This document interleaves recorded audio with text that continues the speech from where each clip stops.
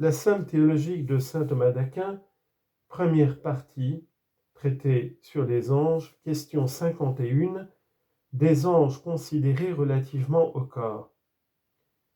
Après ce qui précède, nous allons considérer les anges à l'égard du monde physique, d'abord relativement au corps, ensuite relativement au lieu, puis relativement au mouvement. On demande 3 choses sur le premier point. Premièrement, les anges ont-ils des corps qui leur soient unis par des liens naturels? Deuxièmement, peuvent-ils prendre des corps accidentellement? Troisièmement, exercent-ils les fonctions de la vie dans les corps qu'ils prennent? Article 1er. Les anges ont-ils des corps qui leur soient naturellement unis? Saint Denis dit, toujours dans Les Noms divins, livre 4, les anges sont incorporels, de même qu'ils sont immatériels. Résumé de l'argumentation. Comme les anges ne reçoivent pas la science des choses sensibles, ils n'ont point de corps naturel. Explication. Il faut dire ceci, les anges n'ont pas de corps qui leur soit naturellement uni. Ce qu'une nature, un genre d'être a par accident, ne se trouve pas dans ce genre, dans toute cette nature. Ainsi tous les animaux n'ont pas d'ailes, parce qu'il n'est pas dans l'essence de l'animal d'en avoir. Or, puisque l'intellection, la pensée, n'est l'acte ni du corps ni d'une faculté corporelle, comme nous le verrons plus tard, les substances intellectuelles n'ont pas de corps comme telles en vertu de leur essence. Mais certaines de ces substances en ont un pour une autre raison. L'âme humaine est revêtue d'un corps parce qu'elle est imparfaite dans le genre des intelligences, parce qu'elle se développe par un long perfectionnement, ne possédant point dans sa nature la plénitude de la science. Elle la puise à l'aide des sens corporels dans les choses sensibles. Nous prouverons cela plus tard. Eh bien, quand des êtres imparfaits se montrent dans un genre quelconque, ils se trouvent nécessairement dans ce même genre des êtres parfaits. Il y a donc dans la nature intellectuelle des substances parfaites qui n'ont pas besoin de puiser la science dans les choses sensibles. Toutes les substances intellectuelles ne sont donc point unies à des corps. Il y en a donc qui n'en ont pas. Or ces dernières substances, nous les appelons du nom d'anges. Première objection. Origène dit dans son traité sur les principes 1.6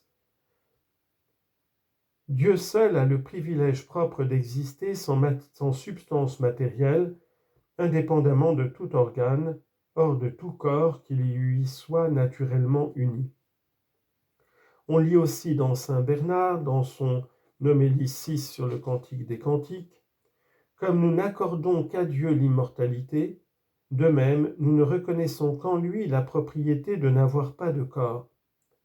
Son être ne réclame ni essentiellement ni accidentellement le secours d'aucun instrument matériel, mais il est évident que ce secours est nécessaire à tous les esprits créés.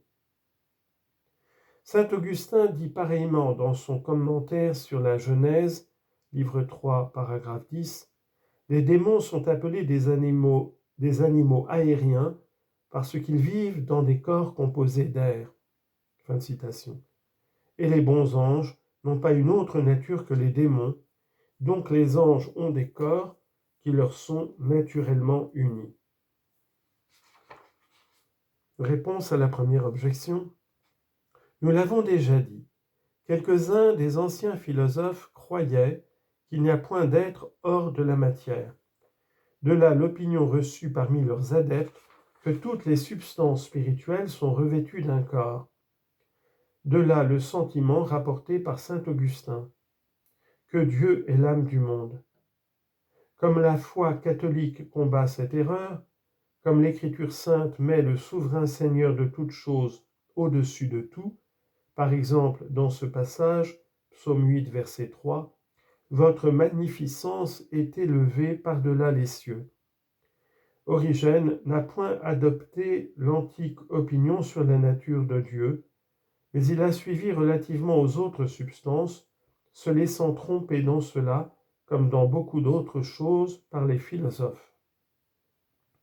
Ensuite, on peut entendre le mot de saint Bernard dans ce sens que les esprits célestes ont besoin, pour accomplir certaines fonctions, non pas d'un corps naturel, faisant partie de leur essence, mais d'un corps qu'ils prennent accidentellement.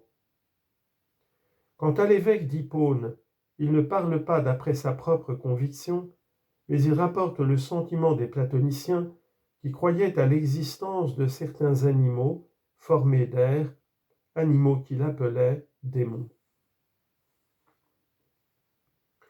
Deuxième objection. Saint Épiphane, dans sa 10e homélie pour l'Épiphanie, appelle l'ange un animal raisonnable. Or, tout animal est composé d'un corps et d'une âme, donc les anges ont un corps par leur nature. Réponse.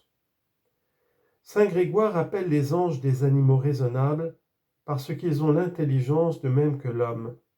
C'est une figure. Troisième objection. La vie est plus parfaite dans l'ange que dans l'animal. Or, non seulement l'âme vit, mais encore elle vivifie un corps. Donc les anges vivifient des corps qui leur sont unis. Réponse. Vivifier effectivement dénonce une puissance qui appartient à Dieu seul. D'après cette parole, premier livre des Rois, chapitre 2, verset 6, c'est le Seigneur qui donne la mort et la vie. Mais vivifier formellement constitue l'acte d'une substance qui fait partie d'une autre nature, parce qu'elle n'a pas en elle-même son dernier complément. Ainsi, la substance intellectuelle qui n'a pas de corps est plus parfaite que celle qui est enfermée dans une enveloppe corporelle.